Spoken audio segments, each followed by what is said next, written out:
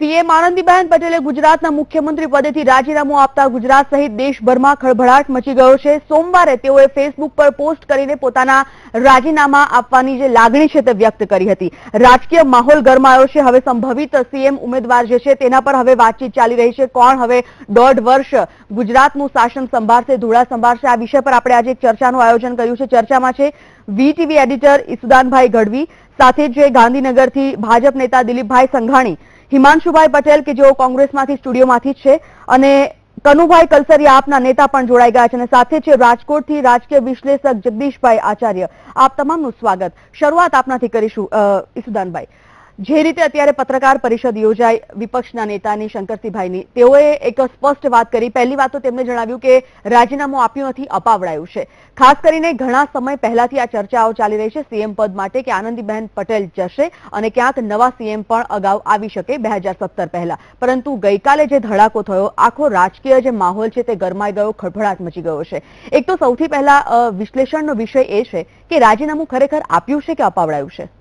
બિલકુલ સંજીવની, જો વાત કરીએ રાજીનામું, જો આખી જો પ્રક્રિયા જુઓ, જો છેલ્લા 8 દિવસની જો ગુજરાતનો શાસનની જો વાત કરીએ તો બેને 5 નવા ફેસલા લીધા છે।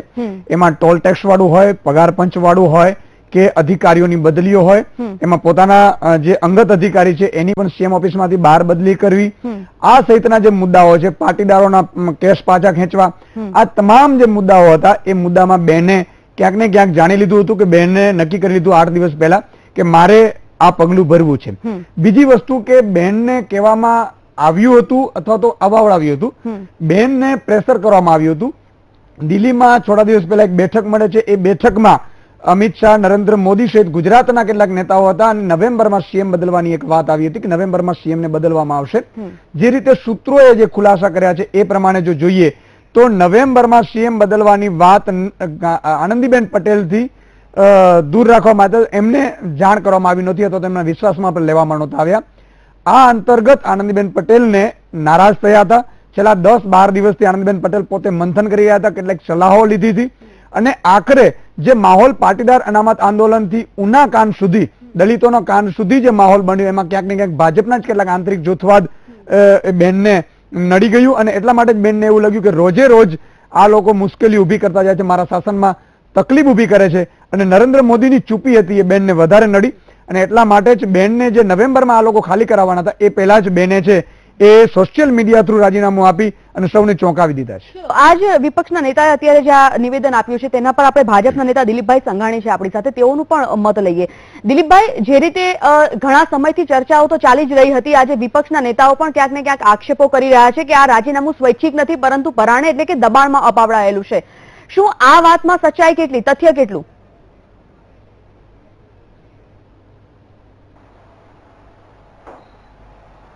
મને લાગે છે કે વિપક્ષના નેતાની વિપક્ષ તરીકે એની ફરજ બજાવવાનો એક ભાગ છે।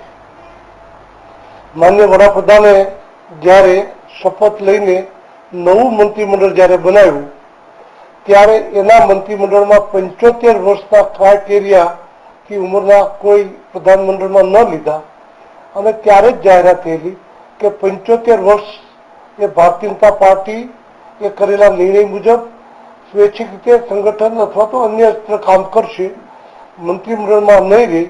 અને તાજેતરમાં પણ આપણે જોયું કે દેશના અન્ય રાજ્યોમાં અને નવા કેન્દ્રના મંત્રીમંડળના ફેરફારોમાં 75 વર્ષની ઉંમર એ ક્રાઇટેરિયાને ધ્યાનમાં રાખીને કેટલાક પ્રધાનમંત્રીઓના મંત્રીમંડળમાંથી રાજીનામા આપ્યા અને અન્ય રાજ્યમાં પણ આ સ્થિતિ આપણે જોઈ છે।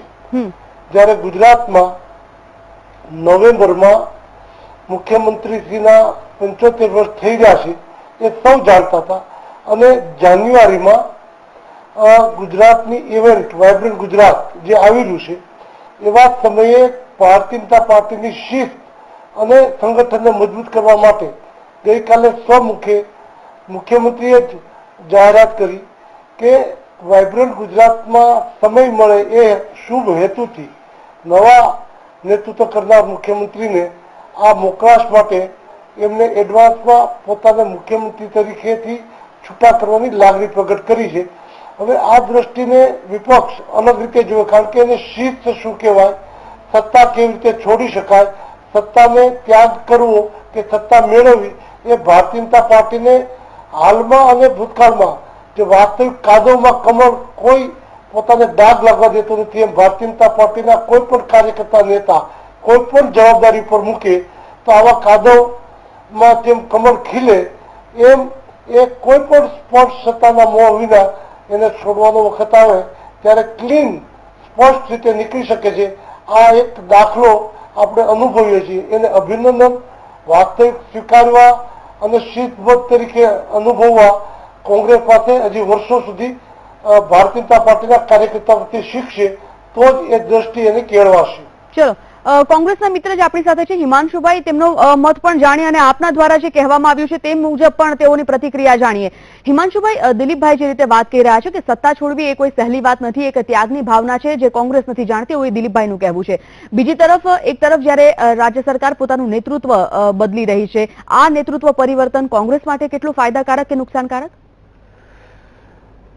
દિલીપભાઈ આટલા વિદ્વાન વ્યક્તિ હોય ને આવી વાત કરે બહુ અજુગતું લાગે. એમ ભાજપ જોડે શીખવું પડશે એવું આપે બાપુની વાત ઉપરથી કહેવાય. આપણે તમારા દિલીપભાઈ યાદ રાખવું જોઈએ કે આજ બાપુએ તમારી સન્મુખ ત્યાર થઈ ભારતીય જનતા પાર્ટીના આંતરિક ડખા એમને આખી પાર્ટી છોડી દીધેલી અને એમને ઘણા બધા અત્યારના ભાજપના નેતાઓનો પાઠ અને શિસ્ત અને સંયમ એ બાપુએ શીખવાડેલા છે. આપ બહુ જ સારી રીતે વાકેફ છો એટલે હું તમને આ તો ભૂતકાળની વાત યાદ કરાવું. તમે તમારી પક્ષની શિસ્ત અને સંયમ ને જે આખી ગાથા ખાવાની કાયમ તમારી પાર્ટીના તમામ નેતાઓનો ટેવ છે કે આખી એક આવા ડિબેટના સમયે લાંબુ ગીત ના ગાવું જોઈએ. તમારા શિસ્ત અને સંયમની વાત કરીએ તો માન્ય લાલકૃષ્ણ અડવાણીજી પીએમ ઇન વેટિંગમાં હતા જ. આખું દેશ અને દુનિયા જાણે છે કે એમને વડાપ્રધાન બનવું હતું. ગુરુ શિષ્યનો સંબંધ હતો તો પણ એ મર્યાદા નથી રહી. ગુજરાતમાં કેશુબાપા આપના ખૂબ પ્રિય હતા. એ કેશુબાપા, ઝડપિયાજી, એ કે પટેલ, કાશીરામ રાણા, રતિલાલ વર્મા જેવા અસંખ્ય નેતાઓને તમે પાર્ટીમાં કયા લેવલે મૂકી દીધા. એમને રિટાયર નતું થવું, એમને અલગ પરિવર્તન પાર્ટી બનાવી, એમને મજપા બનાવી. તમે એમને કયા નેતાને તમે આત્મારામ કાકાનું ધોત્યું તમારા જ નેતાઓએ અમદાવાદમાં છડે ચોક સ્ટેડિયમમાં ખેંચ્યું હતું. એ તમારી શિસ્ત અને સંયમ દિલીપભાઈ આ સમયે તમે ખૂબ હતાશામાં છો. તમારી સરકારે પાટીદારોના 16 દીકરાઓને માર્યા એ અભિનંદનની વાત છે. બેન દીકરીઓના ઘેર જઈને મારી અભિનંદનની વાત છે. 6000 પાટીદારો ઉપર કેસ કર્યા અભિનંદનની વાત છે. દલિતના દીકરાઓને ખુલ્લે આમ કોઈ ઢોરના માર મારતા એમ માર મારે અને તમારી સરકારના તમારા નેતાઓ તાલીઓ પાડે અભિનંદનના પાત્ર છે. ગાંધીનગરમાં તલાટીમાં 15 લાખ રૂપિયા ખુલ્લે આમ તમારો આગેવાન પૈસા ઉઘરાવો એ અભિનંદનની વાત છે. કઈ અભિનંદનની વાત છે? એક એવી વાત બતાવો કે જેનાથી ગુજરાતના ગુજરાતીને અને દરેકને ગૌરવ થાય કે આ મારી ભાજપની સરકારે એક કામ કર્યું. તમારી સતંદર નિષ્ફળતાઓનું ટીકરું એ તમે એક આનંદીબેનના માથે ફોડી નાખ્યું અને તમે જાણે પવિત્ર થઈ ગયા હોય. તમે હવે સરસ મજાના નવા કોઈને નાઈ નવું ગીત ગાશો પણ ગુજરાતની પ્રજાએ તમને ઓળખી લીધા છે. તમારી પ્રવૃત્તિઓ, તમારા કાર્યો, તમારી રીતિ નીતિ, બોલવું અને કરણી બંનેમાં ફેર છે. ગુજરાતની એક એક સમાજ અને એક એક પ્રજા જોઈ ગઈ છે. આ એના માટે જ તમે પગલું ભર્યું છે. અને 75 વર્ષનો કાયદો મને કાયદા આપણી પાર્ટી ચલો ઘણા બધા મુદ્દાઓ હિમાંશુભાઈ જો આપણે ચર્ચામાં કનુભાઈ પણ આપણી સાથે છે. કનુભાઈ, એક તો આ તમામ વાતો વચ્ચે આમ આદમી પાર્ટીનું એવું કહેવું છે કે આમ આદમી પાર્ટીથી ડરીને આનંદીબહેને રાજીનામું આપ્યું છે. આમ આદમી પાર્ટીની સ્થિતિ હજુ ગુજરાતમાં એટલી સક્રિય થઈ નથી જેવી થવી જોઈએ. હજુ સક્રિય થઈ રહી છે કે પછી હજી એ સમયને વાર છે કે જ્યારે ટક્કર આપવામાં ભાજપને કે કોંગ્રેસને તેઓ ક્યાંક ને ક્યાંક સફળ થશે? હજી સક્રિયતા દાખવવાની જ્યાં વાત હોય ત્યાં આ પ્રકારનું સ્ટેટમેન્ટ કેટલું યોગ્ય અને કેવા પ્રકારથી ડરીને આપ જરા મુદ્દાવાર રીતે સમજાવશો?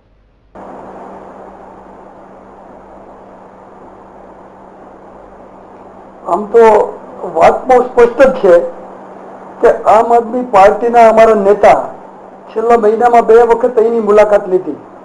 છેલ્લા એકાદ વર્ષથી આમ આદમી પાર્ટી ખૂબ સક્રિયતાપૂર્વક કાર્ય તો કરી જ રહી છે પણ જે ઘટનાઓ બની હમણાં જ જે રીતે આપણને જોવા મળે વાસ્તવિક સ્થિતિ એવું બતાવે છે કે ક્યાંક ને ક્યાંક જો ડર હોય ભારતીય જનતા પાર્ટીને તો એ આમ આદમી પાર્ટીનો છે એવો એક માહોલ ઉભો થયો.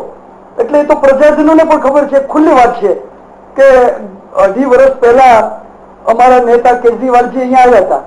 ત્યાર પછી તો ઘણું બધું થઈ ગયું. દિલ્હીમાં સત્તા આવી, દિલ્હીના મુખ્યમંત્રી બન્યા, હમણાં જ સોમનાથ મહાદેવના દર્શન કરી આશીર્વાદ લેવા આવ્યા અને પછી દલિત કાંડ, એના પ્રત્યેની સહાનુભૂતિ. તો એટલાની અંદર, આટલા દિવસોની અંદર જે એક ભયભીત વાતાવરણ ઉભું થયું ભારતીય જનતા પાર્ટી માટે અને ખાસ કરીને મુખ્યમંત્રી આનંદીબેન માટે, કનુભાઈ, તેને થોડા દિવસ બાદ ટોલ ટેક્સ નાબૂદ કર્યો. દલિત કાંડમાં જે લોકો એના ઉપર અત્યાચારો થયા એના ઉપર પૂરા પગલા ના લીધા, પછી એને લેવાની ફરજ પડી. ઘણા કેસો પાછા ખેંચવાની પણ ફરજ પડી.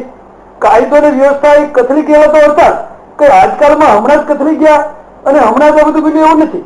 કનુભાઈ, મારો સવાલ એ નથી. કનુભાઈ, મારો સવાલ એ છે કે દિલ્હીનું રાજકારણ આખું અલગ છે. દિલ્હીમાં આમ આદમી પાર્ટીને નેતૃત્વ આપવું એ અલગ વસ્તુ છે. આપણે અત્યારે ગુજરાતની વાત કરી રહ્યા છે.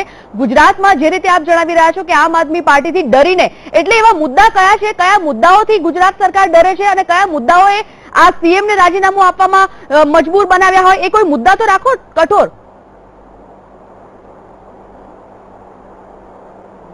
જુઓ, કોઈ પાર્ટીથી ડરવાનું એમ તો કારણ નથી. ડરવાનું હોય તો પ્રજાજનોથી ડરવાનું છે. ગુજરાતની પ્રજા એક બૌદ્ધિક પ્રજા છે, વિચારશીલ પ્રજા છે, મહેનતુ પ્રજા છે અને એના કારણે ગુજરાત સુખી છે. તો એ પ્રજાજનોની સાથે આમ આદમી પાર્ટી છે અને એ જ રીતે આમ આદમી પાર્ટીએ દિલ્હીમાં પણ શાસન પ્રજાને સાથે લઈને મેળવ્યું છે. ગુજરાતમાં પણ આમ આદમી પાર્ટી ઉપર એક પ્રજાએ એવો વિશ્વાસ ઉભો કર્યો છે, પ્રજાને એવો પ્રેમ મળ્યો છે. 2 જ વખતની કેજરીવાલજીની મુલાકાતમાં એ પ્રત્યક્ષ જોવા મળ્યું કે પ્રજાજનો કોઈક વિકલ્પ ચાહે છે, એવો વિકલ્પ જોઈએ છે કે જે પ્રજાને આ કથળેલી કાયદોની વ્યવસ્થા તંત્ર, ભ્રષ્ટાચારથી ભારોભાર ભરેલું અને કેટલા લોકો દુખી છે આ ભ્રષ્ટાચારને કારણે, અને ભ્રષ્ટાચારથી મુક્ત કરવાનો બીજી કઈ પાર્ટી પાસે પ્રજા અત્યારે અપેક્ષા રાખી શકે એવું છે? આપણે સૌ જાણીએ છીએ કે 40-50 વર્ષ કોંગ્રેસે શાસન કર્યું, 20-25 વર્ષ ભારતીય જનતા પાર્ટીએ શાસન કર્યું. કનુભાઈ, આપણા તરફ ફરી વળીએ છીએ. ઈસુભાઈ, જે રીતે અત્યારે કનુભાઈ વાત કરી રહ્યા છે, બિલકુલ બિલકુલ.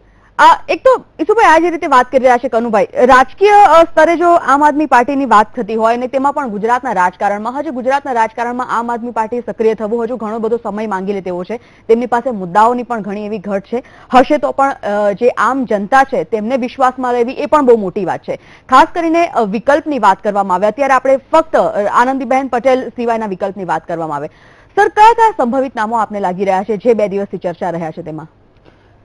જે રીતે ગુજરાતમાં હાલ જે વાત છે, સંભવિત નામો 4 ચાલી રહ્યા છે, પરંતુ હજુ દર્શકોને, વીટીવીના દર્શકોને એ માહિતી આપવા માંગીશ કે જે રીતે નરેન્દ્ર મોદીની ચૂપી છે છેલ્લા 2 દિવસથી, કારણ કે છાસવારે ટ્વીટ કરતા નરેન્દ્ર મોદી છેલ્લા 2 દિવસથી ગુજરાતના, પોતાના ગુજરાતમાં જ્યારે પોતાના માનીતા સીએમએ રાજીનામું આપ્યું છે, સોશિયલ મીડિયા થ્રુ રાજીનામું આપ્યું છે, આખી નારાજગી વ્યક્ત કરી છે, ત્યારે ક્યાંક ને ક્યાંક હાઈકમાન્ડ નારાજ થયું છે એ સ્પષ્ટ છે.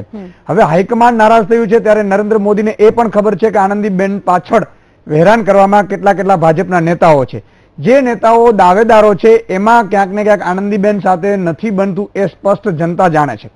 આથી સ્પષ્ટ વાત એ છે કે હવે મૂળ નરેન્દ્ર મોદીના ઉપર રહે છે કે આનંદીબેન સાથે એમણે હજી સુધી વાત નથી કરી. જે રીતે જાણકારી મળી છે તે પ્રમાણે હજી સુધી ખુલ્લી રીતે તેઓ સામે આવ્યા નથી. નીતિન પટેલ, અમિત શાહ, વિજય રૂપાણી કે ભૂપેન્દ્રસિંહ ચુડાસમા, આ 4 નામોની જે રીતે લિસ્ટમાં નામ ચર્ચાઈ રહ્યા છે, આ સાથે અત્યારે શંકરસિંહ વાઘેલાએ એક નવું ફણગો ફૂક્યો પ્રેસ કરીને કે ભાઈ તમે સ્મૃતિ ઈરાનીને લાવો. આ એક પોલિટિકલ સ્ટન્ટ છે, પરંતુ જે રીતે નરેન્દ્ર મોદી જો આનંદીબેનને જો નારાજ હશે નરેન્દ્ર મોદી તો ચોક્કસ એમના વિરોધીઓ મૂકશે, અને જો આનંદીબેન સાથે વાત થશે અને આનંદીબેન સાચી વસ્તુ રજૂ કરશે તો આનંદીબેન કહેશે એ પ્રમાણેના 1-2 નામો હોઈ શકે છે. તો એમાં આનંદીબેન પટેલમાં હેરાન કરવામાં ભૂપેન્દ્રસિંહ ચુડાસમાનું નામ નથી આવતું, તો એમનો નામનો ચાન્સ લાગે છે. પરંતુ જે રીતે હાલ જે માહોલ બની રહ્યો છે એ પ્રમાણમાં અમિત શાહ, વિજય રૂપાણી અથવા નીતિન પટેલ 3માંથી એકનું નામ ચર્ચામાં છે. બિલકુલ. દિલીપભાઈ, અત્યારે જ્યારે વિપક્ષના નેતાની પ્રેસ કોન્ફરન્સ થઈ, શંકરસિંહભાઈએ ચોખ્ખું કહ્યું છે કે જો ભાજપ સ્ત્રીઓને, મહિલાઓને માન આપતી હોય, પ્રાધાન્ય આપતી હોય, સ્ત્રી દાક્ષિણ્યને માન આપતી હોય તો બેનની જગ્યાએ તેઓએ બીજા એક બેન જ લાવવા જોઈએ સીએમ પદ માટે. ખાસ કરીને સ્મૃતિ ઈરાનીનો પણ તેઓએ ઉલ્લેખ કર્યો. આ વિકલ્પ કેટલી હદે ખુલ્લો છે?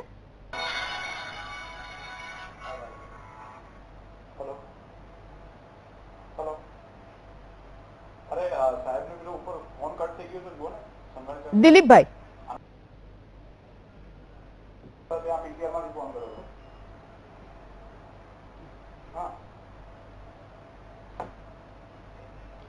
દિલીપભાઈને અત્યારે અવાજ નથી પહોંચી રહ્યો. થોડી જ વારમાં આ ચર્ચામાં પરત ફરીએ છીએ. દર્શક મિત્રો, જે રીતે અત્યારે આપણી ચર્ચા ચાલી રહી છે, સીએમ આનંદીબેન પટેલના રાજીનામા બાદ હવે નવા સીએમ કોણ, 1.5 વર્ષની ધુરા જ્યારે સંભાળવાની છે, આવતા 2017માં વિધાનસભાની ચૂંટણી આવી રહી છે, ઘણા બધા પડકારો છે. ત્યારે આ 1.5 વર્ષમાં કોંગ્રેસ માટે એક નવો પડકાર ઉભો થયો છે, કારણ કે આનંદીબેન પટેલની જ્યારે સરકાર હતી ત્યારે ઘણા બધા મુદ્દાઓ કોંગ્રેસ પાસે પણ હતા. હવે 1.5 વર્ષમાં નવા સીએમ જો ચૂંટાય છે, તો આ નવા સીએમ ને પાડવા માટે કોંગ્રેસે કેવા મુદ્દાઓનો સહારો લેવો પડશે, કે પછી હવે ભાજપ પણ કયા મુદ્દાઓને સાથે કેટલાક નવા સીએમને ઉતારશે, સંગઠન અને પક્ષ વચ્ચે કેવી રીતે સંકલન સાધશે, આ તમામ મુદ્દાઓ સાથે પરત ફરીએ છીએ. હાલ રોકાઈએ છીએ એક બ્રેક માટે.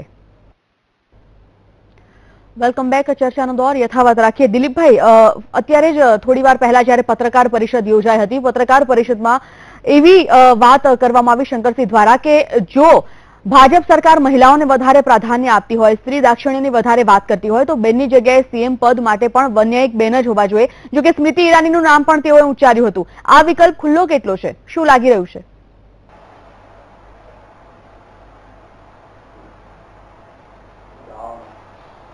સોનિયા ગાંધીને રાષ્ટ્રપતિ શપથ લેવડાવશે કે કેમ, આ પ્રશ્નાર્થ જ્યારે મુકાણો ત્યારે એમણે એમના વિકલ્પ રૂપે કોઈ મહિલા નહીં, મનમોહનસિંહને પસંદ કર્યા હતા.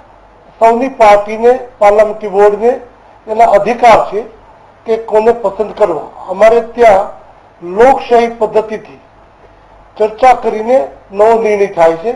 ત્યારે કોંગ્રેસમાં એક પારિવારિક રીતે જે ગાંધી પરિવારમાંથી નિર્ણય થાય એને બધાએ ઝીલવાનો હોય છે. ત્યારે ભારતીય જનતા પાર્ટીનું પાર્લામેન્ટરી બોર્ડ મળશે. એમાં નિર્ણય કર્યા પછી અહીંયા સ્થાનિક વિધાનસભાના ગુટમાં જે નેતૃત્વ નક્કી થાય એમની પસંદગી કરીને કાર્યવાહી આગળ વધશે. એટલે કોંગ્રેસ અમારો એજન્ડા ફિક્સ ન કરી શકે. કોંગ્રેસ એનો એજન્ડા તો નક્કી કરે કે આવતા 2017માં કઈ મહિલાના નેતૃત્વમાં એ ગુજરાતની ચૂંટણી લડવા માંગે છે એ કોંગ્રેસ પહેલા જાહેર કરે. ભારતીય જનતા પાર્ટીએ તો પ્રસંગો આવ્યા ત્યારે 50% મહિલાઓની સ્થાનિક સ્વરાજની સીટો આપીને મહિલાઓનું સન્માન કર્યું છે. કોંગ્રેસે 50% ક્યારે વિચાર નથી આવ્યો. દિલીપભાઈ, એક વસ્તુ સ્વીકારો છો કે આનંદીબેનને રાજીનામું પરાણે આપવું પડ્યું છે? તો મને લાગે છે કે કોંગ્રેસ જુદી દિશાએ છે. દિલીપભાઈ, એક વસ્તુ આપ સ્વીકારો છો કે આ જે રાજીનામું આપવાની જે ફરજ પડી છે, પરાણે આપવાની ફરજ પડી છે? 75 વર્ષનો નિર્ણય વડાપ્રધાન બન્યા ત્યારે 75 વર્ષની 2 મહિનાની વાર છે દિલીપભાઈ? ના, 75 વર્ષની ઉંમર ફિક્સ છે અને સ્વમુખે આનંદીબેને દિલીપભાઈ, રાજીનામું આપવાની પણ એક પદ્ધતિ હોય છે. જનતાને ખબર છે રાજીનામું આપવાની એક પદ્ધતિ હોય છે. હિતમાં વાઇબ્રન્ટ ગુજરાત બને ત્યારે આ વાઇબ્રન્ટ ગુજરાતને અનુલક્ષીને સમય મળે એટલા માટે સ્વેચ્છાએ દિલીપભાઈ ખુલ્લી વાત નથી કરી રહ્યા. જનતા જાણવા માંગે છે ગુજરાતની કે રાજીનામું આપવાની એક પદ્ધતિ છે. સોશિયલ મીડિયા રાજીનામું આપવાની પદ્ધતિ નથી, તમે જાણો છો. એ નારાજગી જ બતાવે છે બેનની.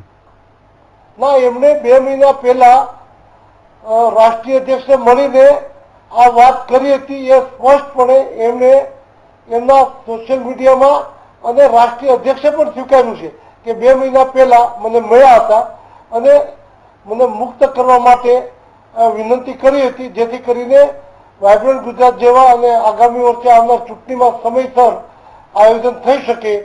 આ વ્યવસ્થા ભારતીય જનતા પાર્ટીના કાર્યકર્તાઓમાં સિદ્ધમાં થઈ શકે. કોંગ્રેસે કોઈ દિવસ આ વિચાર કર્યો નથી, એટલે એને આ જોવું કલ્પના નથી, એ વિચારી ન શકે. મને લાગે છે કે બાપુએ પ્રેસ કોન્ફરન્સ કરી, બાપુને વ્યક્તિગત હું આદર કરું છું, પણ આ બાપુના વ્યક્તિગત વિચારો નથી. એના ઉપર કોંગ્રેસે થાપેલા વિચારોને એને પ્રગટ કર્યા છે. નહીતર બાપુ સારી રીતે જાણે છે આ શીતબદ્ધ પાર્ટીમાં આવું હોઈ શકે નહીં. હિમાંશુભાઈ કઈ કહેવા માંગે છે? દિલીપભાઈ, આપે સોનિયાજી ને યાદ કરે બદલ અભિનંદન. દેશના વડાપ્રધાનનો તાજ પહેરવાનો દિવસ હોય અને સોનિયાજીએ પહેર્યો નતો. અહીંયા આનંદીબેન, તમારી પાર્ટીએ આખા દેશમાં મોડેલ ગુજરાતમાં મહિલા મુખ્યમંત્રી કરી. વિદેશી મૂળ તત્વોના કારણે એને શપથ લેવડાવે એમ નહોતા. અરે આ તમારે કયા કુળના લીધે કાઢ્યા? 2 મહિના 1.5 વર્ષ બાકી હતું સાહેબ. એ મહિલા મુખ્યમંત્રીનો દરજ્જો તો બાપુએ શું કીધું આપ સમજ્યા નહીં કે એક મહિલા મુખ્યમંત્રી, મહિલા આટલી બધી વાર કર્યું છે તો કોઈક મહિલાને તક આપો. તમે જે કાઉન્ટર કર્યું સોનિયાજીનું એ મનમોહનસિંહને બેસાડે કીધું. દિલીપભાઈ મેં અગાઉ પણ કીધું કે અડવાણીજી પીએમ ઇન વેટિંગમાં જ રહ્યા. એ વિદ્વાન વ્યક્તિ હતા, સિનિયર હતા, સંપૂર્ણ લાયકાત હતી. સોનિયાજી અને રાહુલ ગાંધી ચૂંટાયેલા સંસદ સભ્ય હતા, એ વડાપ્રધાન ના બન્યા.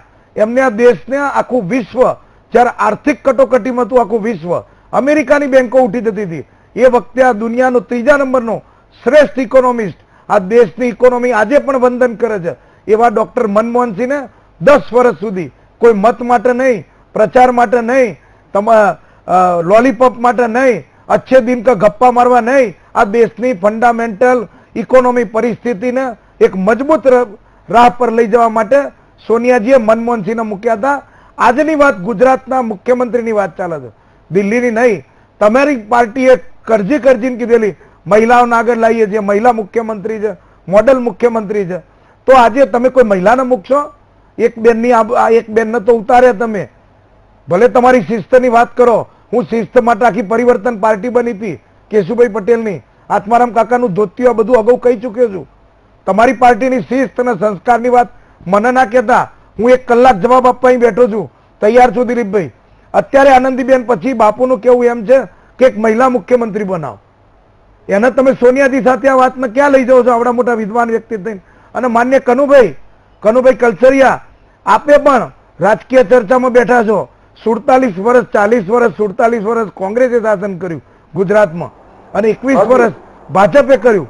આ કહો છો ત્યારે હું તમને એ વર્ષો યાદ દેવડાવું. પેલા સાંભળો મને સાહેબ કે ગુજરાતની અંદર 21 વર્ષ 7 મહિના કોંગ્રેસે શાસન કર્યું છે અને 26 વર્ષ અને 6 મહિના બીજેપીએ ગુજરાતમાં શાસન કર્યું છે. 1961માં મહારાષ્ટ્રથી જુદા પડ્યા પછી ગુજરાતની જે વિધાનસભાની રચના થઈ એમાં કોંગ્રેસે પૂરા 22 વર્ષ પણ શાસન નથી કર્યું અને આ ગુજરાતમાં 27 વર્ષ ભારતીય જનતા પાર્ટી અને એના સમર્થકોએ શાસન કર્યું છે. કનુભાઈ કઈ કહેવા માંગે છે? કનુભાઈ બોલો. હું સમગ્ર દેશની અંદર જે શાસન કર્યું એની વાત કરું છું. ગુજરાતનું શાસન તો છેલ્લા 20-25 વર્ષથી ભાજપ કરી રહ્યું છે. પણ આજે જે આનંદીબેન વિદાય લઈ રહ્યા છે તો એ ગ્રેસફુલી નહીં, એ સન્માનપૂર્વક નહીં, પણ શરમજનક રીતે બની હોય એવી ઘટના લાગે છે. એ પોતાની મેળે આનંદપૂર્વક વિદાય લીધી હોત તો એમના જન્મદિવસે લઈ શક્યા હોત અથવા તો એ લંબાવી પણ શકાય હોત અને ગ્રેસફુલી પૂરેપૂરું શાસન 2017 સુધી પણ ચલાવી શક્યા હોત. પણ કોઈને કોઈ મજબૂરીઓને કારણે આ બન્યું છે અને એની અંદર આમ આદમી પાર્ટીની એન્ટ્રી એ પણ એક કારણ તો છે જ. અને આમ આદમી પાર્ટી લોકો તરફથી જે પ્રેમ મેળવી રહી છે એ જોતા આવનારા દિવસોમાં એક મજબૂત વિકલ્પ તરીકે જયારે આમ આદમી પાર્ટી બહાર આવી રહી છે ત્યારે હવે આપણે ગુજરાતના પ્રજાજનો પર છોડવાનું છે કે એ લોકોની શું ઈચ્છા છે. શું કોંગ્રેસ પાસેથી એમને એવી અપેક્ષા છે કે એવું સુશાસન, ભ્રષ્ટાચાર મુક્ત, ભય અને ભૂખથી મુક્ત રાજકારણ, રાજનીતિ આવી શકે? શું ભાજપ પાસેથી અપેક્ષા રખાય એવું છે? માત્ર આમ આદમી પાર્ટી છે કે જેને એક દાખલો બેસાડ્યો છે દિલ્હીમાં અને ગુજરાતમાં અને પંજાબમાં તો દાખલો બેસાડવા જઈ રહી છે અને જયારે 1.25 વર્ષ પછી ગુજરાતમાં ચૂંટણી આવી છે ત્યારે પણ આમ આદમી ઉદાહરણ રૂપ બનવા જઈ રહી છે. ચલો ઓકે કનુભાઈ, આપણે સાંભળીશું. દરેક પક્ષ પોતપોતાની વાત કરી રહ્યો છે. તટસ્થ વાત કરવા માટે રાજકીય વિશ્લેષક આપણી સાથે જગદીશભાઈ જોડાઈ ગયા છે રાજકોટથી. જગદીશભાઈ, ત્રણેય પક્ષની વાત આપ સાંભળી રહ્યા છો. આમ આદમી પાર્ટી કંઈક અલગ કહી રહી છે, કોંગ્રેસ અને ભાજપ કંઈક કહી રહી છે. આ તમામ વચ્ચે જયારે સીએમના રાજીનામાની વાત આવે છે કે હવે 1.5 વર્ષ માટે નવા સીએમની વાત આવે છે ત્યારે સંગઠન અને પક્ષ વચ્ચે સંકલન સાધવાની જે વાત હોય તે કયા રીતે સફળ થશે?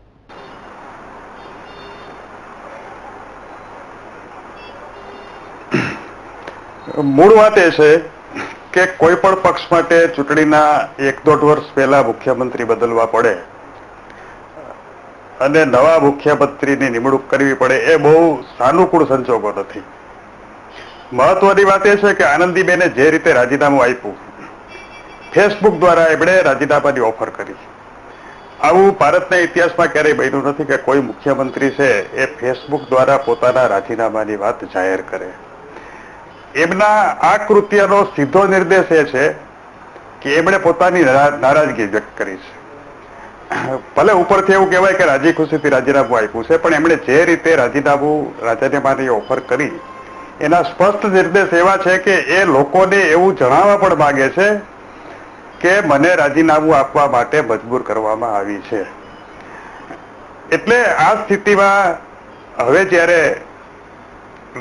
આનંદીબેને રાજીનામાની ઓફર કરી દીધી છે અને એમનું રાજીનામું સ્વીકારાય પણ જવાનું છે અને નવા મુખ્યમંત્રીની પસંદગી માટેની કવાયત ચાલી રહી છે, ત્યારે સૌથી મહત્વની વાત એ છે કે આખા ગુજરાતને અપીલ કરે, આખા ગુજરાતના લોકો જેને ઓળખતા હોય અને જે નેતાનું કદ એવડું મોટું હોય કે જે ભાજપને આગામી ચૂંટણીમાં વિજય અપાવી શકે એવા નેતાની અત્યારના ભાજપનું જે એક્ઝિસ્ટિંગ આખું માળખું છે એમાં કંઈક અંશે એનો અભાવ દેખાય છે. એટલે નવા મુખ્યમંત્રી જે પણ આવે અથવા તો જેની પણ પસંદગી થાય તેમના માટે આ એક બહુ મોટો પડકાર રહેશે. ખાસ કરીને પાટીદાર આંદોલન પછી પાટીદારો ભાજપથી વિમુખ થયા, પાટીદારોનો એક મોટો વર્ગ ભાજપથી વિમુખ થયો. નગરપાલિકાની ચૂંટણીઓમાં એનું પરિણામ આપણને જોવા મળ્યું. દલિતો છે એ કોંગ્રેસની પરંપરાગત બેંક હતી અને ભાજપે બહુ લાંબા ગાળાના આયોજન દ્વારા એ પરંપરાગત બેંક હતી એ પોતાની પાસે પોતાની કાંખમાં લઈ લીધી. હવે આજે પાટીદારો અને દલિતો એ બંને જો બીજેપીથી વિમુખ થાય તો દેખીતી રીતે જ આવતી ચૂંટણીની અંદર બીજેપી માટે આ બહુ લોઢાના ચણા ચાવવા જેવો પ્રસંગ બને. અને એ સંજોગોમાં ગુજરાતના નવા મુખ્યમંત્રીની નિમણૂક છે એ બહુડી મંડળ માટે પણ એક માથાનો દુખાવો બની રહેશે. ઓકે, આ તમામ જે વાત અત્યારે જગદીશભાઈ કરી, ક્યાંક ને ક્યાંક મુદ્દો એ પણ છે કે પાટીદારો માટે જે પરિસ્થિતિ હતી, પાટીદારો કેટલાક વિમુખ થયા હતા બીજેપીથી, એ એક મોટો મુદ્દો બીજેપી માટે પણ રહેશે. સાથે કોંગ્રેસે પણ પાટીદાર અને દલિત મુદ્દો જ્યારે ઉઠ્યો ત્યારે પોતાનો ટેકો પણ જાહેર કર્યો હતો. ત્યારે હવે કોંગ્રેસનો એજન્ડા શું રહેશે એ પણ જાણીશું. રાજકારણ પાછળનું જે રાજકારણ છે તેને આપણે સંક્ષિપ્તમાં જોઈશું બ્રેક બાદ. Welcome back. ચર્ચાનો દોર યથાવત રાખીએ. આ તમામ મુદ્દાઓ પર આજે જ્યારે ચર્ચા ચાલી રહી છે ત્યારે વિશ્લેષણનો જે વિષય છે એ છે કે આનંદીબહેન પટેલે જ્યારે રાજીનામું આપ્યું છે તેની પાછળનું રાજકારણ શું છે, રાજીનામું આપ્યું છે, અપાવડાયું છે, બેનના બદલે બેન, કે પછી એક કોંગ્રેસે તો એવી પણ માંગ કરી છે કે જે રીતે રાજ્ય સરકાર તમામ મુદ્દાઓને પહોંચી વળવામાં નિષ્ફળ ગઈ છે ત્યારે રાજ્યપાલ શાસન પણ લાગુ પડવામાં આવે. આ તમામ જે મુદ્દાઓ છે તેની પર આગળ વધીએ. ઈસુદાન સર, અત્યારે જે રીતે અત્યારે આગળ વધી રહી છે, એક તો આજે શંકરસિંહ વાઘેલાએ સ્પષ્ટ અને સચોટ પ્રહાર આનંદીબહેન પટેલ મુદ્દે જ્યારે પીએમ પર અને અમિત શાહ પર કર્યા. તેઓએ કહ્યું કે આ બે વ્યક્તિ એવા છે જેઓએ રાજકીય એન્કાઉન્ટર કરાવ્યું છે આનંદીબહેનનું. આ એક મુદ્દો એવો છે જેને ચર્ચવો એટલા માટે પડે કારણ કે આ બંને નેતાઓના નામ સાથે વિપક્ષના નેતાએ કહ્યું છે.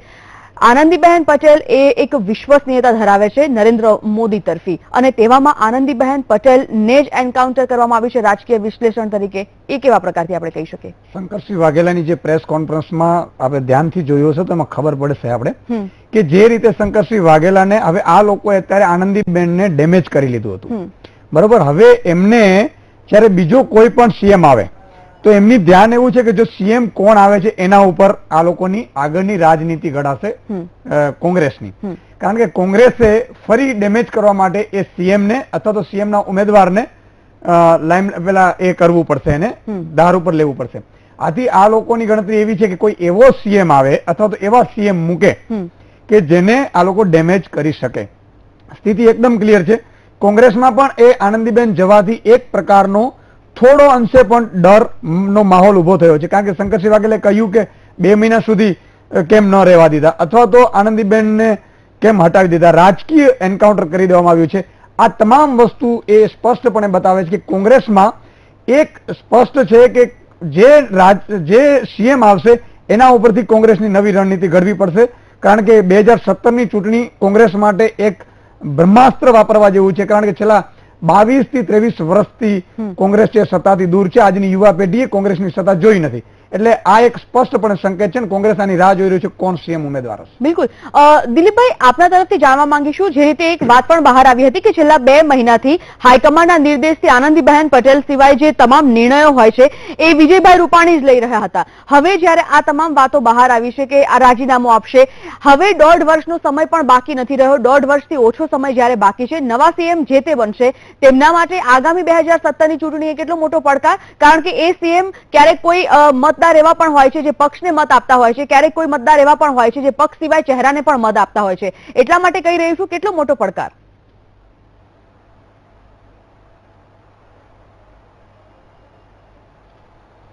ભારતીય જનતા પાર્ટી માટે આ કોઈ પડકાર છે જ નહીં. ભારતીય જનતા પાર્ટી કાર્યકર્તાઓની પાર્ટી છે, રાષ્ટ્રીય વિચારની પાર્ટી છે અને ભૂતકાળમાં પણ જ્યારે કોઈ પ્રસંગ આવ્યો ત્યારે આ પ્રસંગને ભારતીય જનતા પાર્ટીના કાર્યકર્તાઓએ આ પડકારને ઝીલી લીધો છે અને સફળતા પ્રાપ્ત કરી છે. હિમાંશુભાઈ બહુ સારા મારા મિત્ર છે. એક કોંગ્રેસમાં સારા વ્યક્તિ તરીકે જો ઉલ્લેખ કરવો હોય તો હિમાંશુભાઈનો કરી શકાય, પરંતુ એની પાર્ટી તરફથી એનો એંગલ રાખવા આવ્યા હોય એટલે અમારી કેટલીક ટીકાઓ એને કરવી પડે. પણ ભારતીય જનતા પાર્ટીને એજન્ડા કોંગ્રેસ કઈ નક્કી ન કરી શકે. ભારતીય જનતા પાર્ટીએ અગાઉથી જ ત્યારે માન્ય વડાપ્રધાન નરેન્દ્રભાઈએ શપથ લીધા એ વખતે મંત્રીમંડળ બનાવ્યું ત્યારે 75 વર્ષ ની ઉંમરના કોઈ પ્રધાનમંડળમાં જોડાય નહીં એ પાર્ટીએ જે કરેલા નિર્ણયને આજે સમગ્ર દેશ ભારતીય જનતા પાર્ટીને અલગ રાજ્યો પણ અનુસરે છે. તાજેતરમાં મંત્રીમંડળમાં ફેરફારો થયા એમાં પણ આપણે જોયું.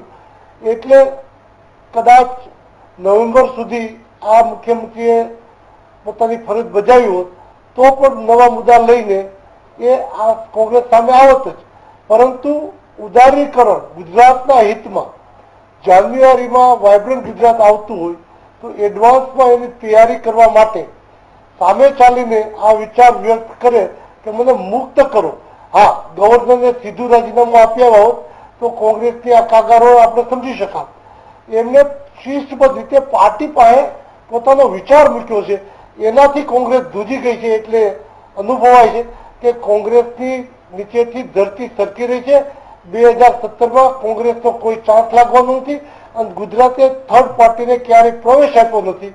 પુનઃ 2017માં ભારતીય જનતા પાર્ટીનું કમળ જે કાદવ ભરી પરિસ્થિતિ કોંગ્રેસ અને વિપક્ષોએ જે અસંતુષ્ટ લોકોએ ગુજરાતના વિકાસને રૂંધવા માટે અનેક આંદોલનોમાં ઘેર્યું છે, આવા રાજકીય કાદવમાં પુનઃ સ્પષ્ટ કમળ ખીલી ઉઠશે અને સુશાસન જે રીતે ચાલી રહ્યું છે ગુજરાતમાં એને આગળ વધારશે. દિલીપભાઈ, આના ઉપરથી એવું લાગી રહ્યું છે તમારી વાત ઉપરથી કે ક્યાંક ને ક્યાંક તમે એવું કહેવા માંગો છો કે આનંદીબેન પટેલ જે એ નિષ્ફળ સીએમ હતા અને હવે નવાને સીએમ ને ટાઈમ મળી રહે 2017 નો ચુનાવ એને ચૂંટણીમાં એને ટાઈમ મળી રહે, આ એક શબ્દ છે બરોબર બંધ બેસતું નથી.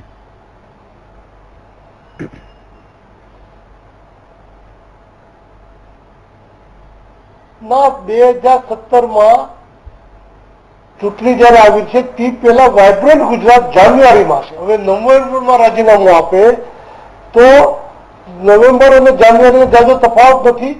એટલે વાયબ્રન્ટ ગુજરાત એ ગુજરાતના વિકાસ માટેનું કેન્દ્ર બિંદુ છે અને ગુજરાતના વિકાસ કેન્દ્ર બિંદુ માટે ભારતીય જનતા પાર્ટી એ ગુજરાતને મહત્વ આપે છે. દિલીપભાઈ અટકાવીશું. ઉદારીકરણ ભારતીય જનતા પાર્ટીના નેતૃત્વમાં શોભે. દિલીપભાઈ, વીટીવી સમક્ષ આનંદીબેને એવું કહ્યું હતું 2017ની ચૂંટણી સુધી મને કોઈ હટાવવા નથી અથવા હું ક્યાં જવાની નથી, અને એ પણ 75 વર્ષનું થયું ત્યારબાદ દિલ્હીમાં જે ઇસ્યુ ઉભા થયા ત્યારબાદની વાત છે. એટલે આનંદીબેને તો સ્પષ્ટ કહ્યું હતું 2017 સુધી હું જ છું.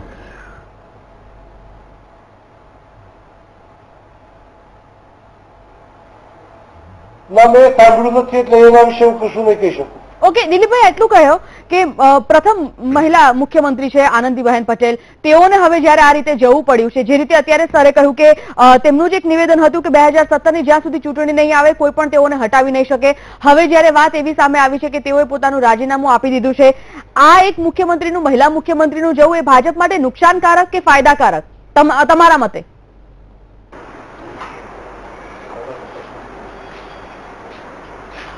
ભારતીય જનતા પાર્ટીના કાર્યકર્તાઓ જે પરિસ્થિતિ જે હોય છે એ પરિસ્થિતિને નેતૃત્વએ કરેલા નિર્ણયને સમર્થન આપીને વિજય પ્રાપ્ત કરવા માટે જ્યારે જે પ્રસંગો આવે એના માટે સતત સક્રિય રહેશે.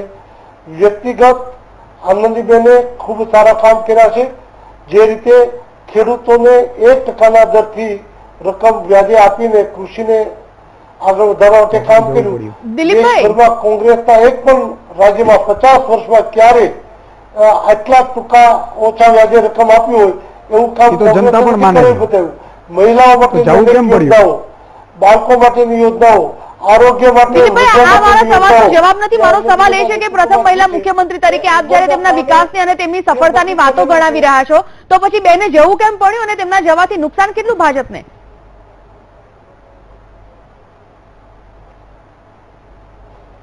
બેને જવું પડ્યું નથી. 75 વર્ષનો ક્રાઇટેરિયા દેશના ભારતીય જનતા પાર્ટીના તમામ નેતૃત્વને લાગુ પડે છે, એટલે એને સ્વેચ્છાએ 2 મહિના પહેલા ઈચ્છા પ્રગટ કરી છે અને કોઈએ આ સ્થિતિને અલગ રીતે જોયું હોય તો પોતે જોઈ શકે છે, પરંતુ ગુજરાતની જનતા આને પોઝિટિવ જોઈને ભારતીય જનતા પાર્ટીને પૂર્ણ સમર્થન અને સત્તા આપશે. અત્યારે જે રીતે અત્યારે જ વાત થઈ કે આનંદીબેન પટેલનું સ્પષ્ટ કહેવું હતું કે તેઓને કોઈ ખસેડી નહીં શકે, 2017 સુધી તેઓ નહીં જાય.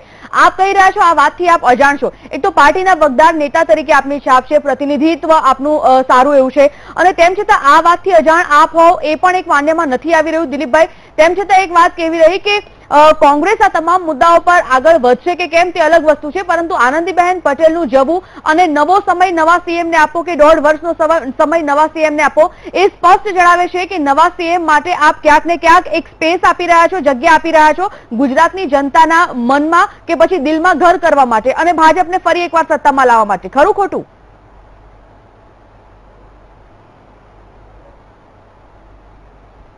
ભારતીય જનતા પાર્ટી એ રાજકીય પાર્ટી છે અને 2017માં પુનઃ ગુજરાતની સેવા કરવા માટે, ગુજરાતના વિકાસ માટે લોકોની સમક્ષ જશે અને સમર્થન મેળવશે. કે સ્વાભાવિક છે રાજકીય પક્ષોએ સત્તા પ્રાપ્ત કરીને જે તે રાજ્ય અને દેશની સેવા કરવાની હોય અને એ રીતે ભારતીય જનતા પાર્ટીના કાર્યકર્તાઓ કામ કરે છે અને કરશે.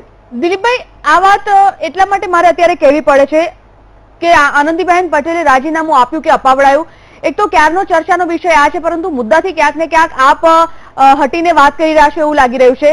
નલિન કોટડિયા અત્યારે જે જમીન આખો વિવાદ પ્રકરણ નીકળ્યું હતું તેમાં ક્યાંક ને ક્યાંક એવું લાગે છે કે આનંદીબેન પટેલ માટે એ ઘાતક સાબિત થયું, કારણ કે તેમનું નામ પણ ઉછળ્યું હતું એ જમીન કૌભાંડમાં.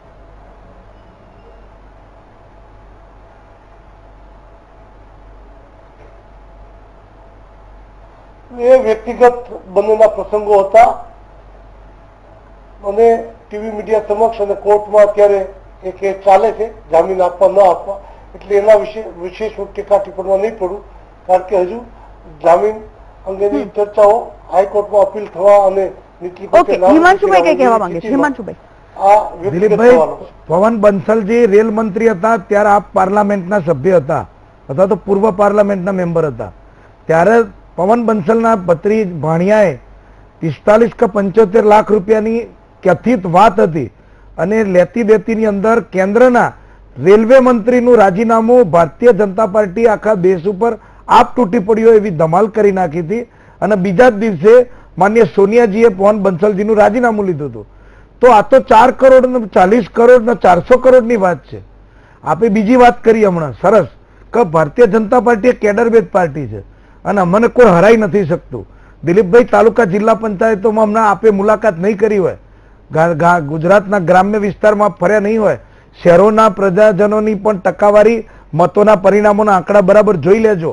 આપની જે કેડરબદ્ધ પાર્ટી કહો છો ને એ ગુજરાતની કેડરબદ્ધ પ્રજા છે, એને તમે જુદા જુદા મુદ્દાથી ઉશ્કેરી અને મતો લીધા છે. કોઈ કેડર કે કોઈ પાર્ટી, કોઈ કાર્યકર, કોઈ આગેવાનની તમે ચિંતા ગુજરાતમાં કરી હોય એવું મારો પણ 28 વર્ષનો અનુભવ છે, ક્યાંય નથી કરી. હા, ચોક્કસ તમે ક્યાંક ને ક્યાંક એમ કહી શકશો અભિમાનથી કે અમે જીતતા આવ્યા છીએ. તમારી વ્યાખ્યા એક જ માત્ર તમે વિજય બન્યા. વિજય બનવાના કારણો કયા એ જોઈ લેજો.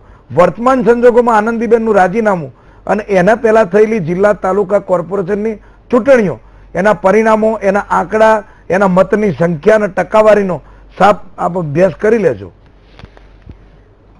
બિલકુલ. જગદીશભાઈ અત્યારે આપણી સાથે છે. જગદીશભાઈ, જે રીતે અત્યારે થોડી વાર પહેલા જ પ્રેસ કોન્ફરન્સ વિપક્ષના નેતાએ સંબોધી, પ્રેસ કોન્ફરન્સમાં તેઓએ જ્યારે રાજ્ય સરકાર પર કેટલાક પ્રહારો કર્યા, તેઓનું સ્પષ્ટ કહેવું હતું કે લો એન્ડ ઓર્ડરની પરિસ્થિતિ બગડી રહી છે, કાયદો વ્યવસ્થાની પરિસ્થિતિ સાથે જ ભ્રષ્ટાચાર સાથે જ ગુનાખોરીનું પ્રમાણ, આ તમામ વચ્ચે રાજ્ય સરકારની બદલે હવે રાજ્યપાલ શાસન લાગુ કરવું જોઈએ. આપનું જે વિશ્લેષણ છે તે શું કહેશે?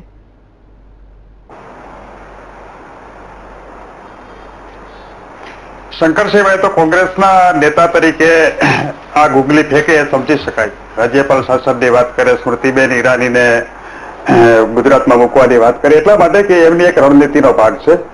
એ ભવિષ્યમાં એવું કહી શકે કે એક મહિલા મુખ્યમંત્રી છે એને ભાજપે હટાવ્યા હતા, અમે આગ્રહ કરતા હતા કે બીજા મહિલા મુખ્યમંત્રીને નિમો, પણ ન નિમા. એટલે કોંગ્રેસ છે એ પોતાની રીતે પોતાની રણનીતિ મુજબ પોતાના વક્તવ્યો, પોતાના અભિપ્રાયો વગેરે વગેરે આપશે. પણ એક વસ્તુ મારે દિલીપભાઈને કહેવી છે કે એ ભાજપના પ્રવક્તા તરીકે તેઓ ચોક્કસપણે એવું કહે છે કે આનંદીબેને રાજી ખુશીથી રાજીનામું આપ્યું છે, પણ આનંદીબેને રાજીનામું પોતાની ખુરશીથી મરજીથી આપેલું છે એવું ભાજપ સિવાય ગુજરાતમાં બીજા કોઈ લોકો માનતા નથી. ઓન ધી કોન્ટ્રારી, જે રીતે આનંદીબેને રાજીનામું આપ્યું એમાં એવું કહેવાય છે કે નરેન્દ્રભાઈ અથવા તો અમિતભાઈ શાહને પણ જાણ નહોતી અને એમણે ફેસબુક ઉપર પોતાની રાજીનામું આપી દીધું. એનો અર્થ એમ થયો કે આનંદીબેને બહુ આક્રમક વલણ અપનાવ્યું છે. આપણી ગુજરાતીમાં એક કહેવત છે કે મળદાને વીજળીનો ભય ન હોય. એટલે આનંદીબેનને આમ જુઓ તો આનંદીબેને ફેસબુક ઉપર રાજીનામું આપ્યું એને સામાન્ય સંજોગોમાં તો ગેરશિસ્ત ગણાવી જોઈએ, અને એ ગેરશિસ્ત છે એવું ન સમજે એવા આનંદીબેન ઇમેચ્યોર પણ નહોતા, પણ એમને પાકી ખાતરી હતી કે એમના આ પગલા પછી પણ એમની સામે હવે કાંઈ પગલા લેવાનું બાકી રહેવાનું નથી, અને એમણે એ રીતે પોતાનો સ્પષ્ટ નિર્દેશ આપી દીધો હતો. એટલે ટૂંકી વાત એ છે કે વિપક્ષ અને કોંગ્રેસોને જાણે ઓલી ગંગા શોધતા હોય ને ગંગોત્રી વળી ગઈ હોય એ સ્થિતિ સર્જાણી છે. ભાજપ બેકફૂટ ઉપર છે. ભાજપ પોતાના તરફથી બચાવો કરશે અને કોઈ પણ પક્ષ કરે જે સમજી શકાય એવી વાત છે. પણ હવે જે ભવિષ્યમાં ચૂંટણીઓ આવી રહી છે તેમાં ભાજપ માટે 100% કપરા ચઢાણ છે. ભાજપને ગુજરાતની અંદર માત્ર નરેન્દ્રભાઈ મોદીના કરિશ્માથી જીતવાની ટેવ પડી ગઈ હતી. એ કરિશ્મા છે, એ કરિશ્મા, એ સ્તરનો કરિશ્મા કોણ આપશે એ માટે ભાજપે બહુ મોટું મનોમંથન કરવું પડશે.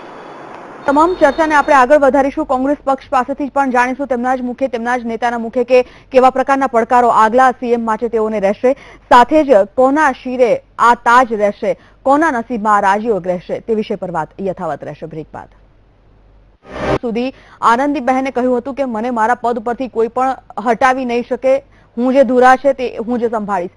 આ વિષય પર આપણે જણાવ્યું હતું કે આ વાતની આપને કોઈ પણ પ્રકારની જાણકારી નથી. ચલો આપના માટે જે એક આનંદીબહેન પટેલે જે વાત કરી હતી તે જ પ્લે કરીએ છીએ. આનંદીબહેને શું કહ્યું હતું પોતાના નિવેદનમાં ભૂતકાળમાં 2017 માટે તે સાંભળીએ.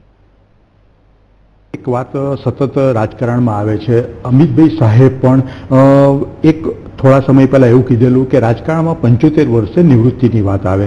આપ 75 વર્ષના છો એટલે તમારું પોતાનું વ્યક્તિગત રીતે શું માનવું છે કે રાજકારણમાં નિવૃત્તિ ક્યારે હોવી જોઈએ? મને કોઈ દિવસ યાદ નથી આવ્યું કે આપણા અમિતભાઈએ 75 વર્ષની વાત કરી હોય એવું છે. કેન્દ્ર સરકાર જ્યારે બની ત્યારે એક વિષય જરૂર આવ્યો હતો કે યુવાનોને ભરતી કરવી જોઈએ, અને યુવાનોને ભરતી કરવા માટેનું મહત્વ અપાયું. એટલે બધું જોડી દીધું કે 70 વર્ષ ઉપરના હોય કે 75 વર્ષ ઉપરના હોય એમને આની અંદર નહીં લેવાના. એટલે એવો વિષય આવતો જ નથી ભાઈ. આ નિર્ણયો રાજ્ય સરકાર નથી કરતી હોતી, અથવા તો ભારતીય જનતા પાર્ટીના નેતાઓ કરે છે. મારે એનો કોઈ જવાબ આપવો નથી અને આપવું પણ નહીં જોઈએ. તો જે રીતે ઈસુદાનભાઈ અત્યારે જ આપણે વાત કરી કે 2017 સુધી કોઈ હટાવી નહીં શકે અને રાજ્ય સરકાર આ નિર્ણય નથી કરતી. દિલીપભાઈને પણ આપણે એ વાતની સ્પષ્ટતા આપી દીધી કે આનંદીબહેન સ્વેચ્છાએ આ તમામ બોલ્યા છે. તેમ છતાં આ પ્રકારનું જ્યારે વાત આવે છે, શું લાગે છે સર, રાજકારણ પાછળનું રાજકારણ શું હોઈ શકે? બિલકુલ આ સ્પષ્ટપણે આનંદીબેન પટેલે અહીંયા પણ કહ્યું છે. આનંદીબેન પટેલે મધ્યપ્રદેશથી પણ એક બાઇટ આપી હતી કે ભાઈ આવું કંઈ હોતું નથી, હું ગુજરાત में और मैं 2017 तक रहूंगी. આ હિન્દીમાં પણ એમણે બાઇટ આપેલી છે. દિલ્હીમાં પણ એક ઇસ્યુ ઉભો થયો હતો. દિલીપભાઈ આ બાઇટ સાંભળી લીધી હશે. આપણે દિલીપભાઈનું પણ હવે સાંભળીએ શું દિલીપભાઈ કહેવા માંગે. દિલીપભાઈ શું કહેવા માંગો છો આપણને?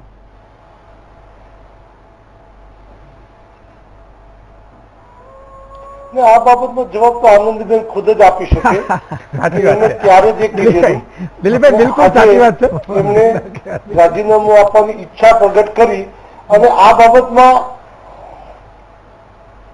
હું એટલું સ્પષ્ટ કહીશ કે અમારા રાષ્ટ્રીય અધ્યક્ષ અમિતભાઈ શાહે ગઈકાલે મીડિયા સમક્ષ કીધેલું કે મને રાજીનામું મળી ગયું છે, એટલે માત્ર સોશિયલ મીડિયા પર રાજીનામું આપ્યું એટલી વાતોનો અપપ્રચાર મને લાગે છે કે ભારતીય જનતા પાર્ટીના કાર્યકર્તા તરીકે અન્યાયની લાગણી અનુભવીશું. જ્યારે રાષ્ટ્રીય અધ્યક્ષને રાજીનામું મળી ગયું એમ રાષ્ટ્રીય અધ્યક્ષ કહેતા હોય અને એ વાત ફરી જ્યારે સોશિયલ મીડિયામાં આવે તો પછીની ઘટના છે. પ્રથમ તો રાષ્ટ્રીય અધ્યક્ષને રાજીનામું મળી ગયું અને સ્પષ્ટતા રાષ્ટ્રીય અધ્યક્ષ અમિતભાઈ શાહે ગઈકાલે કરી છે. એટલે બીજા સ્થાનને લઈને આગળ વધવું મને લાગે કે અન્યાય કરતા લાગશે અમને. હિમાંશુભાઈ, થોડી વાર પહેલા જ્યારે આ તમામ પડકારોની વાત ચાલી રહી હતી, દિલીપભાઈને જ આપણે પૂછ્યું કે નવા સીએમ જ્યારે આવશે ત્યારે તેઓને ગુજરાતની જનતાના દિલ જીતવા માટે, મન જીતવા માટે કેવા પ્રકારના પડકાર હશે. કોંગ્રેસ અત્યાર સુધી આ તમામ મુદ્દાઓને ક્યાંક ને ક્યાંક હવે વધાવીને સરકાર પર પ્રહારો તો કરી રહી છે, પરંતુ કોંગ્રેસ માટે પણ એટલો જ પડકાર છે, એટલા જ મુદ્દાઓ છે. કારણ કે અત્યાર સુધી કોંગ્રેસે જ્યારે પણ 3.5 વર્ષની કામગીરીના લેખાજોખાની વાત કરીએ તો આનંદીબેન પટેલની સરકારને તેઓએ વખોડી છે, નિષ્ફળ જ ગણાવી છે કોંગ્રેસ દ્વારા. હવે જ્યારે આનંદીબેન સરકાર છે જ નહીં, તેઓએ રાજીનામું આપી દીધું છે, નવા સીએમ આવશે એટલે નવો ચહેરો આવશે અને 1-1.5 વર્ષનો સમય છે અને આ 1.5 વર્ષમાં જો નવા સીએમએ કોઈ સક્ષમ કામગીરી પોતાની બતાવી કે એક સક્ષમ નેતા તરીકે ઉભરી આવ્યા તો કોંગ્રેસ માટે ફરી એકવાર એ જ વિષય માથાનો દુખાવો સમાન બહેશે. આપને શું લાગે છે, આનંદીબેન પટેલનું જવું અને આપના માટે પડકારો જે નવા ઉભા થશે, કોંગ્રેસ માટે કેવા ચાન્સ?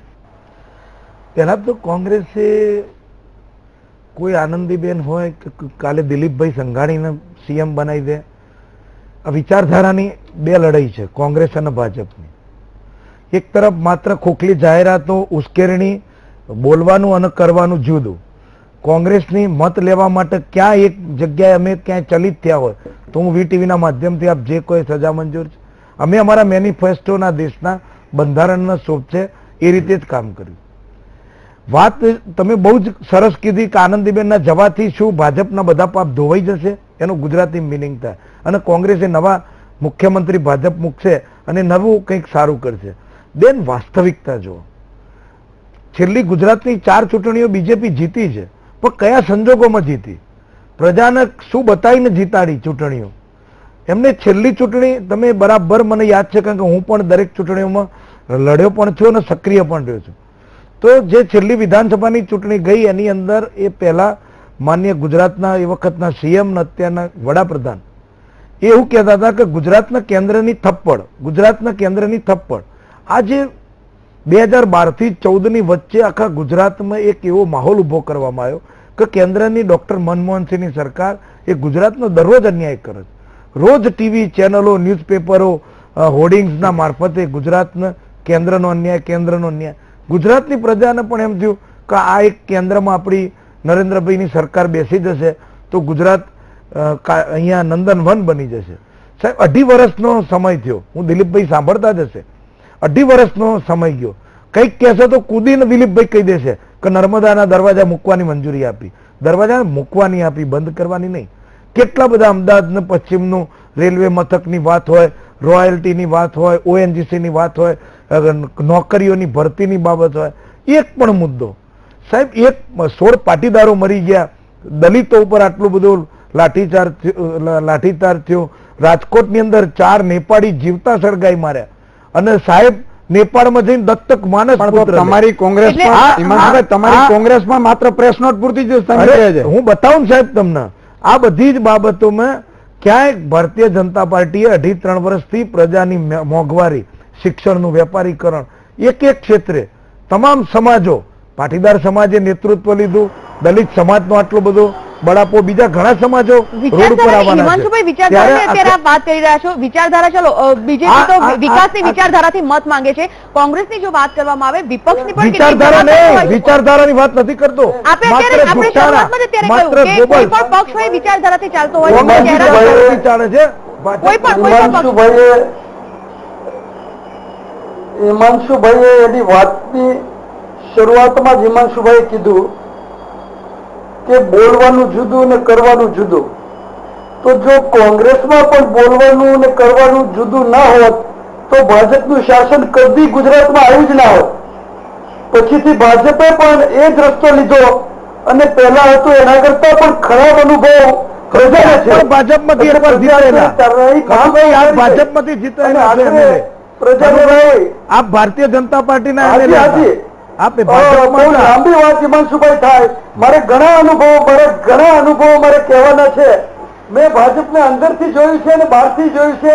ઘણી લાંબી વાત થાય પણ કોઈ વાર મોકો મળશે ત્યારે કરશું. ભ્રષ્ટાચારના મૂળિયા હું પહેલી વાર ભાજપમાં ધારાસભ્ય ત્યારથી હતા, પણ એ થોડું ઘણું ચલાવી લેવાની દ્રષ્ટિએ હું ચલાવતો રહ્યો. પણ જયારે ભયંકર ખેડૂતોને માટે દુર્દશાનો માહોલ ભ્રષ્ટાચારથી સર્જાયો ત્યારે મારે સામે ખુલ્લા આવીને લડવું પડ્યું અને એ આખો ઇતિહાસ લાંબો છે. પણ ભાજપ ભ્રષ્ટાચારથી મુક્ત કદી હતું જ નહીં પણ એને હવે માજા મૂકી છે. કોંગ્રેસનું શાસન જો બહુ જ ગાંધી બાપુના માર્ગે ચાલ્યું હોત તો ભાજપને આવ્યું હોત, અને ભાજપે પણ ગાંધી બાપુ અને સરદાર પટેલ બંનેને પોતામાં સમાવી લીધા, પણ એના વિચારોનો અમલ ના કર્યો, માત્ર એનું નામ વાપર્યું, અને એના કારણે પ્રજા અત્યારે વિકલ્પની શોધમાં છે. અને આમ આદમી પાર્ટી એ વિકલ્પ બનવા માટે પરિવાર હિમાંશુભાઈ આપની પાસે આવીશ. અત્યારે આપણી વાત જ ચાલી રહી હતી વિચારધારાની. કોઈ પણ પક્ષ એક વિચારધારા સાથે આગળ વધતો હોય છે એવું આપનું કહેવું છે. ભાજપ હંમેશા વિકાસની વાતો લઈને વિકાસની વિચારધારા સાથે આગળ વધતું આવ્યું છે, પરંતુ કોંગ્રેસની ક્યાંક ને ક્યાંક વાત કરવામાં આવે જ્યારથી પાટીદાર આંદોલનની શરૂઆત થઈ છે કે અત્યારે ટૂંક સમય પહેલા દલિત આંદોલનની શરૂઆત થઈ છે, આ બંને સાથે ક્યાંક ને ક્યાંક કોંગ્રેસે પોતાનો ટેકો દર્શાવ્યો છે. હવે જ્યારે આ ધુરાજ સંભાળવા માણસ કે વ્યક્તિ બદલાય છે, આપને એવું લાગે છે કે અગાઉ પણ આપને આ પ્રકારના ટેકાની જરૂર પડશે, વ્યક્તિ બદલાશે ત્યારે એજન્ડા આપનો એનો એ જ રહેશે? હજી ચોક્કસ કોંગ્રેસે આઝાદીથી અત્યાર સુધી કોઈ પણ સમાજ, વર્ગ, કર્મચારી હોય, ગરીબ, મધ્યમ વર્ગ કોઈ પણ હોય, તો જ્યારે તકલીફમાં છે, રોડ ઉપર આવ્યો છે, ત્યારે કોંગ્રેસ સત્તામાં છે તો પણ એના સમર્થનમાં. ભારતીય જનતા પાર્ટીની વિચારધારા મેં તમને પહેલા પણ સ્પષ્ટતા કરી કે એની વાત જુદી છે અને કરણી અને કથની ખૂબ જુદી છે. એ માત્ર હિન્દુ, મુસ્લિમ, ધર્મ, જ્ઞાતિ અત્યારે પટેલના દીકરાઓ આંદોલન પર નીકળ્યા છે તો બીજા સમાજના નેતાઓને એ પટેલના સામે ઉશ્કેરણી કરવાનું પાછલા બારણે ભારતીય જનતા પાર્ટીનું કાવતરું રચાય. આ પાટીદાર આંદોલન નથી, ધ્યાન દોરવા માટે ક્યાંક દલિતના દીકરાઓને મારવામાં આવે છે. આ ભારતીય જનતા પાર્ટીની આ નીતિ છે.